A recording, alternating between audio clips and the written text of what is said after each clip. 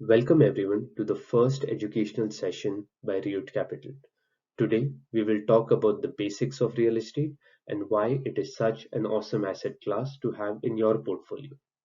Towards the end of the session, we will go through some terms commonly used to quantify returns on a real estate investment with some live examples.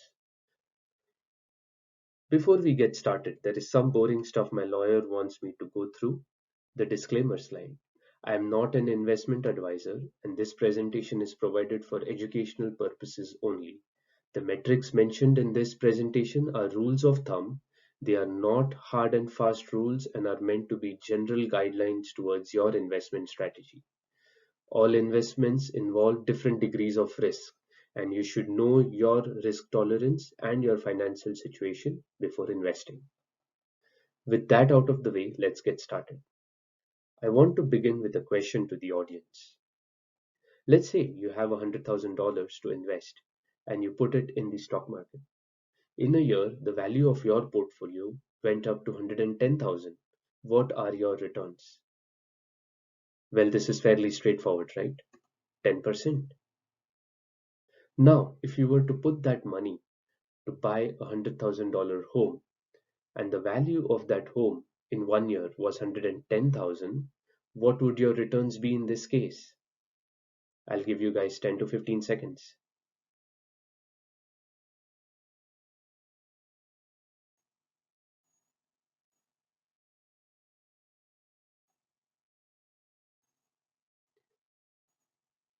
The answer is 50%. Many of you are asking, Rohan, how is it possible? How can it be so high? Well, the answer is because of leverage. You likely put a 20% down payment on the property, so your capital invested was only $20,000 and you got back $30,000, which makes your returns 50%. For simplicity reasons, we are not considering tax implications on either the stock or the real estate investment. And even if you assume real estate transaction fees, you come out way ahead of the stock market returns. So remember, leverage increases your returns. This is a good segue into our next slide, the pillars of real estate. I want to introduce the different pillars on which this asset class is built. Unlike some of the other asset classes, real estate is the best multidimensional asset class there is today. In the previous slide, we introduced leverage, where the bank is willing to fund 80% of the deal and you need to get in at 20%. And this greatly benefits you and your returns. The second pillar we are all familiar with is appreciation. The value of the property goes up over time, and the amount of appreciation your property has seen is yours to keep. Fairly straightforward. The third pillar is equity, also known as loan down payment. Specific to investment real estate, when you buy a property and put a tenant in it, the tenant pays you rent. The rent would cover the mortgage on the property, so as months and years go by, your tenant is paying down your debt. This way you build equity in the property without having to put any of your own capital. The fourth pillar is depreciation. Investment real estate is a single most tax advantaged asset class in America. The government incentivizes people to buy homes, and the way they do it is by offering them tax advantages. One of the major tax advantages with real estate is depreciation. Remember, land appreciates, the structure depreciates. As a real estate investor, you're able to depreciate the structure over 27 and a half years. In future sessions, we'll dive deep into this topic and it will become more clear why this is one of the important pillars. The last pillar is income. With investment real estate, one of the greatest benefits is the ability of this asset class to generate monthly income for you. When your tenant pays you rent, it covers your mortgage, insurance, HOA, taxes, and that little bit that's left over is your cash flow or income. This is money that you can reinvest and let it compound or use it for your daily expenses. So in summary, these are the five pillars in this asset class, and you can see how they make an ideal investment. Next up, I really like this quote: what gets measured gets managed. Generally, in life, there are things you can measure and things you cannot. The things you can measure, you can manage and improve. So, how exactly does one measure a real estate investment? Today, I will introduce to you the most common terms used, and we'll go through them briefly with some live examples. Let's get started. The first one I want to go through is cash flow. Cash flow is fairly simple, like I explained in the previous slide.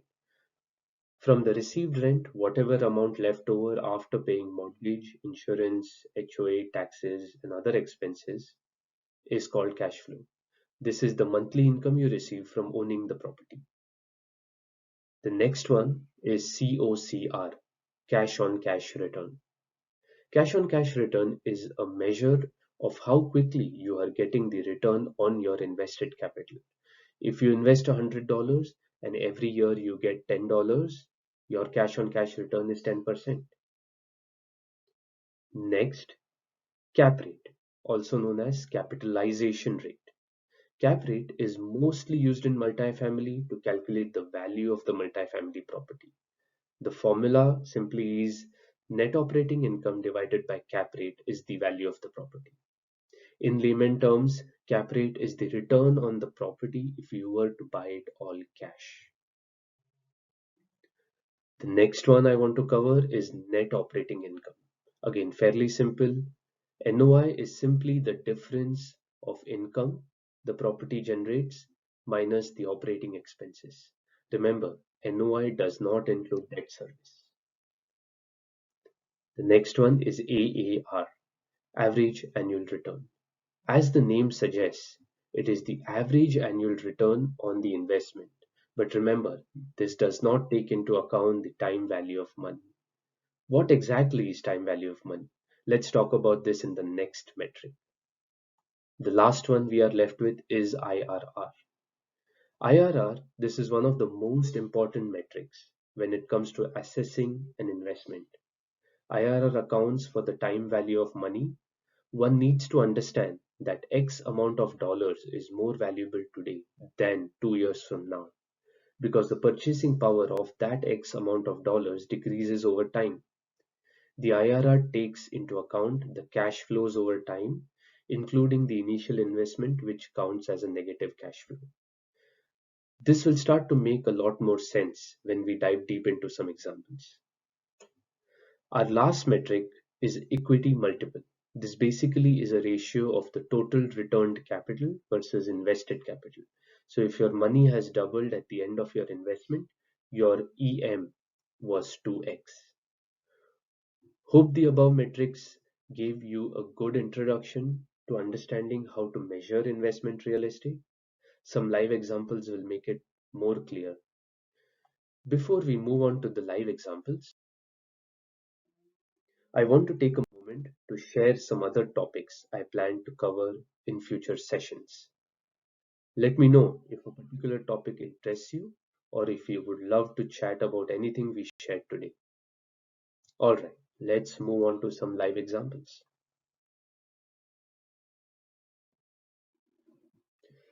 So what I'm sharing with you right now is a cash flow worksheet that I use for my single family investments. Over the next 5 minutes, you are going to see a lot of data on the screen. Feel free to pause, go back, email me questions. You can call me too if you want details on anything specific. This is how the cash flow calculator works. So let's say you have a home in mind, an investment property that you want to buy that costs you 240K. So anything that is yellow, you punch in your numbers, and then the rest gets calculated by itself. So you typically have a down payment of 20 to 25%. That makes you get a loan of 180K. Um, Rates are 5 to 6% based on your credit, based on the type of rental property you are getting. So let's assume 6%. 0.06 basically means 6% in my example. and this is a 30-year loan, fixed rate. So your monthly payment comes to 1089. Now, when you put a tenant for the property in place, you are going to receive monthly rent. Let's say you receive a monthly rent of $2,000. This is going to be your income. You will also have recurring monthly expenses on the property. These are the ones I have highlighted are the most common recurring expenses. There are some cases where uh, lawn maintenance is taken care by the landlord, and some other fixed costs are there. So you can put in some kind of fees if you want to put some buffer, but these are the most common in my experience. You have property taxes, you have HOA, you are likely going to give your property to a property manager who is going to manage it for you, right from leasing the property, operating the property, entertaining tenant calls, renewing the property, everything A to Z. So that is where you will pay a fee to the property manager. Then there is a vacancy factor. You need to understand that when a property is vacant, you as a landlord are paying for that property. The minute you put someone in, the tenant is paying for it. So for every day that you leave the property vacant, it is going to cost you. Now, in my calculator, I have assumed an average of 5%, which in a year is about 18 days. So I'm assuming the property will be empty for 18 days or so when I need to clean it up, turn it over, show it to new tenants. And that is going to cost me about $100 a month average now. Insurance fees and mortgage. So this is your operating expenses on the property. Now, the rental real estate is not completely passive. You will have expenses, you will have repairs to be made. The toilet is going to break, the door handle is going to break, uh, there are going to be fixes needed. And that is where we start to account for some reserves, like a buffer in your underwriting, where you say, I'm going to keep 5% on the side for repairs. And then you see another row here called capex reserves. CapEx reserves are mostly for bigger expenses that happen once in 7 years, once in 10 years. Like the HVAC unit breaks down, that's a big expense. Likely happens once in 10 years. The roof starts to break, you need to replace the roof, that's a CapEx expense. Happens again once in 10 to 15 years. So you as a landlord need to set aside some money, whether it's happening today or happening 10 years down the road, as reserves. And we take that into calculation, and the general rule of thumb is 5%. So this is what you set aside per month or per year. Now that brings our total expenses to this number here. So I have two columns here: cash flow excluding reserves and cash flow including reserves. And as you can see, if I were to buy a property for 240K at 6% with 25% down and put a tenant in it that gets me $2,000 per month rent, I'm going to be cash flowing negative, almost either cash almost break even, or if you were to include reserves, you're going to be negative $200 per month out of your pocket to own this property. So this is where you can start to play around. Maybe you can reduce the asking price. This is a buyer's market, so you can negotiate for a better purchase price. You could put in a little more down payment towards getting some points and reducing your mortgage rate. There are a lot of things you can move around. Maybe this number is not accurate, it could be higher. So a lot of these factors will play in determining your cash flow every month. Now, let's look at the metrics that we discussed um, in our presentation. The first one is the cap rate. The cap rate is basically if you were to buy the property all cash, then what is the return on your property? As you can see, it is 4.81%. The cash on cash return, How quickly are you getting the money that you invested? Well, you are cash flowing negative. That means you're not getting your money back. This is a negative number, which is not good. Typically, we see anywhere from 5 to 8% as cash on cash returns when we analyze deals. Now, let's start factoring some of the other pillars that we saw: depreciation, appreciation, and loan down payment. If you start to factor these in for the first year, you can see that these factors help increase your return on your property. So, with depreciation, with an appreciation of 2% in the first year, and the loan down payment for the first year, which the tenant will pay, by the way, your return has now gone to 13%.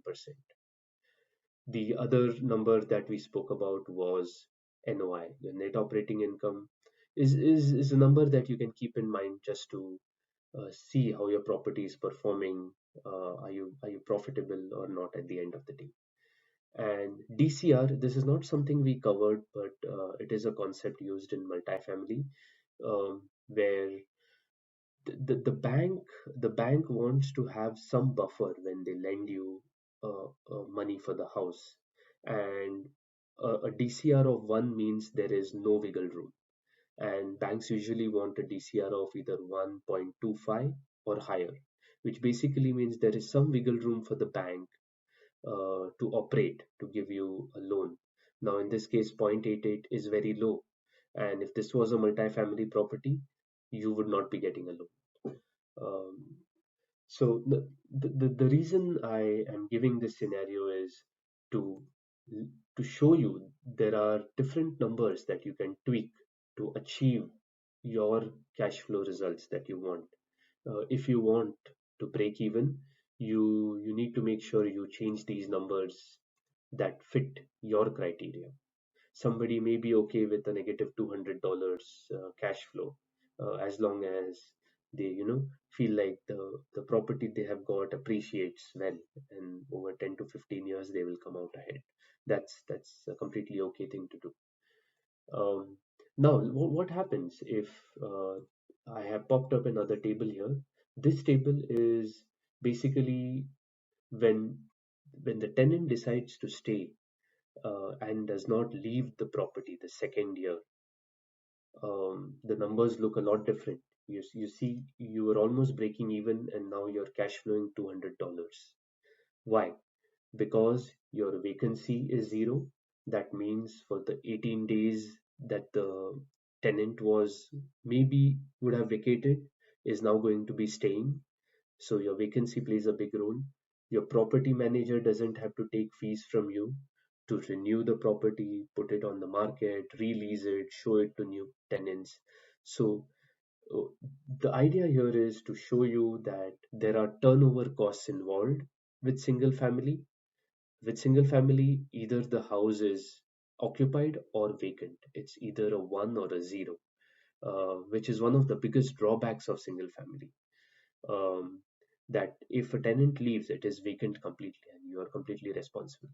So this kind of highlights that your cash flow really goes from almost 0 to 200 in just because the tenant decide to stay and renew the lease. How do these metrics look? Well, the cap rate has gone up, which is a good thing. Your cash on cash return has jumped almost 4%, or I should say 4.8%. And your other numbers, the soft returns with depreciation, with appreciation, and with the loan down payment, as we had assumed here, have gone 6, 14, and 18. So at the end of the first year, your return, including most of the pillars, is now 18%, which is pretty phenomenal according to me. Now you'll say, hey, okay, this is the first year. How about for the life of the investment? How do I calculate what my property would do for 10 years? Um, for that, I want you to see this tab. It's called the IRR tab. It's basically for the life of the investment. If you decide to hold it for 30 years, and with fair assumptions on appreciation, rent growth, and even your cash flow, you can project what your return would be on the property. So let's take a look very high level. And again, if you guys want to dive deep into these numbers, feel free to call me, set up a session, and we'll go through these numbers. You can use this on any property you want to analyze and then decide on a go or a no go strategy. So on this table, again, there are a lot of numbers, a lot of things going on. At a high level, this is your purchase summary. You got it for 240K. This was your loan amount, 30 years, 6%. And this is the yearly mortgage payment that you're doing, including interest and principal. So this section is analogous to the loan down payment. As years go by, your loan balance is going to reduce, which you see here. And if you are at least breaking even on the property, all this is getting paid down by the tenant. So this is the equity or the loan down payment part of our investment. The other pillar is appreciation, which we spoke about. During the same time as you hold the property, we are assuming a 3% appreciation. Again, these numbers can be tweaked as conservatively or as aggressively based on the location, based on your strategy and your projections. So 1.03 simply means it's a 3% appreciation year over year. So if I got it for 240, next year it's going to be 247. And these are flat average numbers. So this could mean, hey, one year it appreciated 5%, the other year it appreciated 0%, and you end up somewhere at 2.5. So over the years, this is a really averaged out number, just to make our math easy. So this is the second pillar that says appreciation. Now, the third table here is income. Um, this is another pillar that we discussed in our presentation. You are cash flowing negative the first year, and let's say you renew the lease the next year and you're getting $200 per year of cash flow.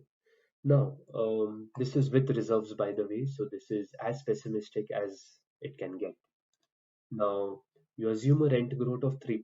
Again, 3% is average across all the years, and you start with the rent of 2000 or 2050, and you plug in these numbers. The rest is pretty auto-generated. As years go by, your rent is going to increase, and so is your cash flow. So your cash flow per month will steadily increase as you go by. I have assumed every alternate year the tenant vacates and you have to find a new tenant. Again, this is pessimistic conservative modeling. Usually with single family homes, tenants stay for longer. There are families that move in. So in my experience, they've been put for like 4 years, 5 years, and they like to spend time in a very homely environment. So this is pessimistic underwriting, conservative in my opinion, but always good to assume that way. So every alternate year, the tenant vacates and you have to find a new tenant. This is how your cash flow projections will look with 3% rent growth every year. Now you see here the negative 75,000. This is basically the down payment plus some renovation costs. I assume 50%, 15,000 in this case. And Excel has the IRR formula that just simply takes the sum of all cash flows, including your down payment, and your IRR for this investment, if you were to hold for 30 years and then sell, would be 9.77%. Now, as you can see, this is a fairly good IRR. This is your return. If you were to hold the property for 30 years, this is your return per year. So you can tweak any number you want.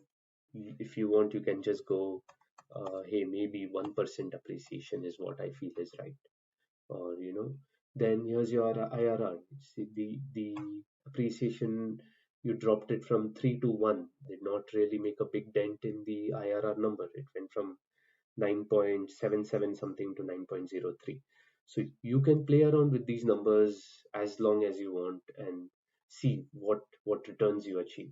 You can see in this graph that if you assume a 1% appreciation and a 3% rent growth with these numbers as your starting point for cash flow, this is how your IRR graph will look.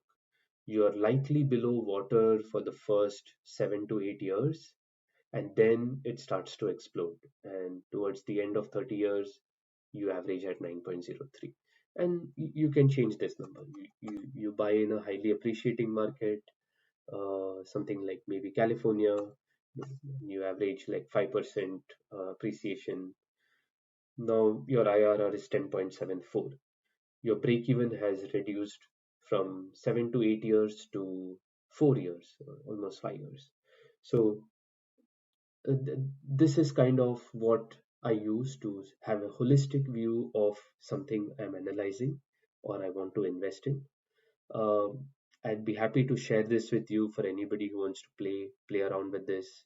If you have questions, feel free to email me, call me, and we can go through any clarifications you need. I hope you guys found this useful, and I would love your feedback if there's something I missed or something you would like me to cover. Otherwise, yeah, I'll see you next time.